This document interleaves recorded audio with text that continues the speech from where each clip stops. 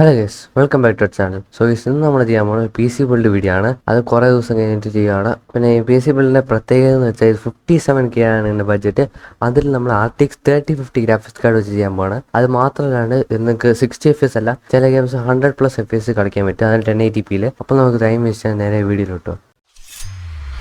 First ഇതിൽ use ചെയ്യുന്ന processor നോക്കാം. Processor Intel 12th Gen i3 12100F ആണ്. ഇത് actually 12th Gen entry level പ്രോസസ്സറാണ്. പക്ഷേ ഇത് 12th Gen i3 ആണെങ്കിലും 8th Gen i7 ആയിട്ട് കോമ്പറ്റീറ്റ് ചെയ്യാൻ പറ്റും. അത് മാത്രമല്ല ഇതിൻ്റെ ബഡ്ജറ്റിന് ഇത് ഭയങ്കര വാല്യൂ ഫോർ മണിയാണ്, അത് ഇപ്പോഴത്തെ സിറ്റുവേഷൻ വെച്ച്. പിന്നെ പ്രോസറിന്റെ സ്പെക്ക് നോക്കുകയാണെങ്കിൽ 4 കോർ 8 ത്രെഡുള്ള പ്രോസറാണ്. പിന്നെ ക്യാഷ് നോക്കുകയാണെങ്കിൽ 12 MB സ്മാർട്ട് ക്യാഷ് ഉണ്ട്, പിന്നെ 5 MB L2 ക്യാഷും ഉണ്ട്. പിന്നെ ഇതിന്റെ മാക്സ് ക്ലോക്ക് സ്പീഡ് എന്ന് വെച്ചാൽ 4.3 GHz ആണ്. പിന്നെ TDP 80 watts ആണ്. പിന്നെ ഇതിന്റെ പ്രൈസ് വരുന്നത് ഏകദേശം 9000 ആ റേഞ്ചിലാണ്. നെക്സ്റ്റ് ഇതിന്റെ മദർ ബോർഡാണ്. മദർ ബോർഡ് നമ്മൾ യൂസ് ചെയ്യുന്നത് Gigabyte H610MH DDR4 മദർ ബോർഡാണ്. ആക്ച്വലി നമ്മുടെ പ്രോസസർ DDR5 സപ്പോർട്ട് ചെയ്യും, പക്ഷെ നമ്മുടെ ബഡ്ജറ്റ് കുറവായതുകൊണ്ട് നമ്മൾ DDR4 യൂസ് ചെയ്യാണ്. പിന്നെ i3ക്ക് നിങ്ങൾ DDR5 ഇട്ടാലും വലിയ പെർഫോമൻസ് ബൂസ്റ്റ് ഒന്നും ഉണ്ടാവില്ല, അതുകൊണ്ട് ഈ മദർ ബോർഡ് ബെറ്റർ ആണ്. പിന്നെ ഇതിന്റെ പ്രൈസ് നോക്കുകയാണെങ്കിൽ ഏകദേശം 7000 ആ റേഞ്ചിൽ വരും. നെക്സ്റ്റ് റാം ആണ്. റാം നമ്മൾ 2 റാം യൂസ് ചെയ്യുന്നുണ്ട്. 8GB 2 സ്റ്റിക്കാണ്. പിന്നെ ഇതിന്റെ സ്പെക്ക് നോക്കുകയാണെങ്കിൽ 8GB 3200 MHz DDR4 ആണ്. ഇത് എക്സ്പീരിയ ഗമിക്സ്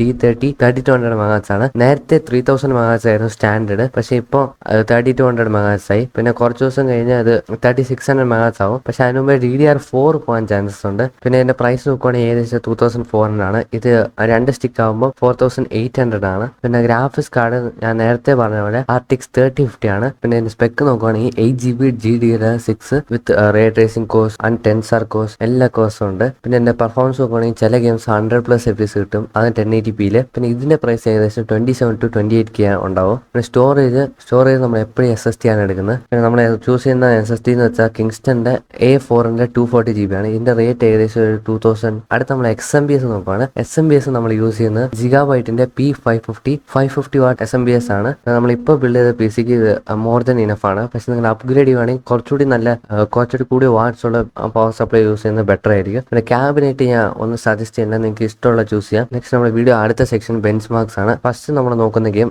സൈബർ പങ്ക് ആണ്. ഈ ഗെയിമിൽ ഈ PC മാക്സ്ഡ് ഔട്ട് സെറ്റിംഗ്സിൽ 47 FPS ഓൺ ആവറേജ് കിട്ടുന്നുണ്ട് വിത്ത് റേ ട്രേസിംഗ് ആണ്.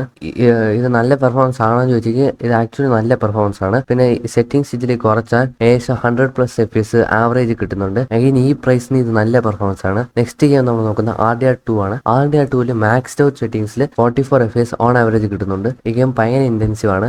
ഇത്ര FPS കിട്ടുന്നതിന് വലിയ കാര്യമാണ് ഈ പ്രൈസിന്. പിന്നെ ഇത് നിങ്ങളുടെ മീഡിയം സെറ്റിംഗ്സ് ആക്കുവാണെങ്കിൽ നിങ്ങൾക്ക് ഏകദേശം 80 FPS ഓൺ ആവറേജ് കിട്ടുന്നുണ്ട്. ലാസ്റ്റ് നമ്മൾ നോക്കുന്ന game shadow of Tom rider ആണ്. ഈ ഗെയിമിൽ മാക്സ് ഔട്ട് സെറ്റിംഗ്സ് വിത്ത് റേ ട്രേസിംഗിൽ ഏകദേശം 60 FPS ഓൺ ആവറേജ് കിട്ടുന്നുണ്ട്.